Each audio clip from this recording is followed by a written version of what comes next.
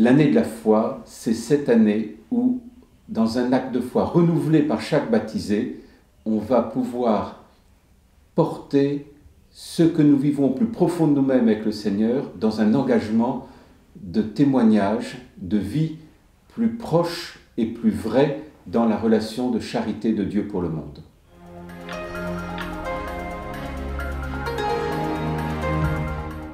Il y a évidemment deux textes principaux, fondateurs, sur lesquels j'invite les chrétiens de Paris à méditer. Le premier texte, c'est le texte de Benoît XVI, dans lequel il va nous expliquer, comme en présentant un certain nombre de jalons, ce qu'est l'année de la foi, ce qu'il en attend, pourquoi c'est important et pourquoi ça rejoint la question de la transmission de la foi profondément. Le deuxième texte de référence, c'est le texte que j'espère chaque paroisse a distribué à ses paroissiens, c'est le texte du cardinal André XXIII, durant lequel il nous présente à la fois le chemin sur lequel il a guidé le diocèse ces dernières années, le chemin sur lequel il est en train d'inviter le diocèse à marcher, et au cœur de ce chemin, l'année de la foi. Pour pouvoir passer par entrer dans cette année de la foi, il y a d'abord ce qui est proposé dans chaque paroisse. Chaque paroisse, dans son projet paroissial, propose des choses précises pour avancer. Après, il y a des démarches qui peuvent être faites en famille, en groupe, et pour cela, le diocèse de Paris a publié un petit livret à 2,50 € qui s'appelle « La porte de la foi », qui peut être commandé évidemment au service de la communication ou par le site internet du diocèse. Et ce livret, c'est 9 chapitres qui découpent le texte du pape Benoît XVI en 9 axes de réflexion et qui permettent à chacun ou en groupe de pouvoir travailler, réfléchir, méditer en dialogue avec le Concile Vatican II et le catéchisme de l'Église catholique. Ensuite, il y a les démarches qui sont les démarches ensemble, en Église, les démarches de pèlerinage.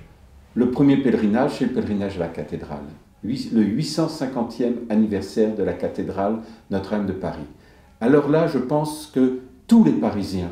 doivent un jour, durant cette année de la foi, faire leur pèlerinage à la cathédrale. Il y aura aussi, avec le cardinal, un grand pèlerinage à Rome, du 27 avril au 2 mai. Ce grand pèlerinage, ça sera le moment où, autour de notre archevêque, nous pourrons aller auprès du successeur de Pierre et nous recueillir sur les tombeaux de Pierre et Paul. Pendant le temps de carême, c'est le moment le plus propice pour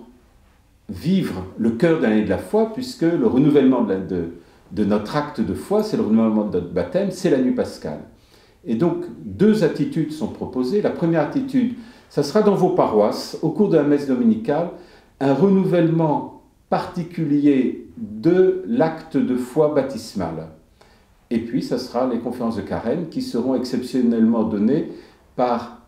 à la fois évidemment l'archevêque de Paris, mais chaque vicaire général ou évêque auxiliaire du diocèse donnera une des conférences de carême pour pouvoir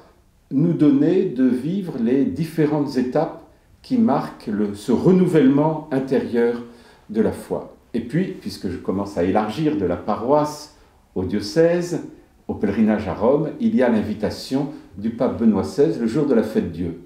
1 heure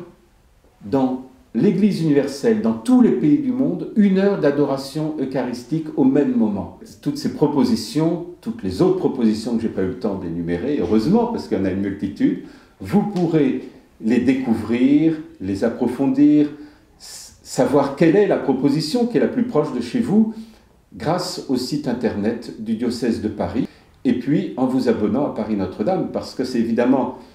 en recevant chaque semaine Paris Notre-Dame que vous pourrez être guidé, soutenu dans cette année de la foi et ne pas simplement avoir oublié dans un mois que vous êtes dans cette année de la foi.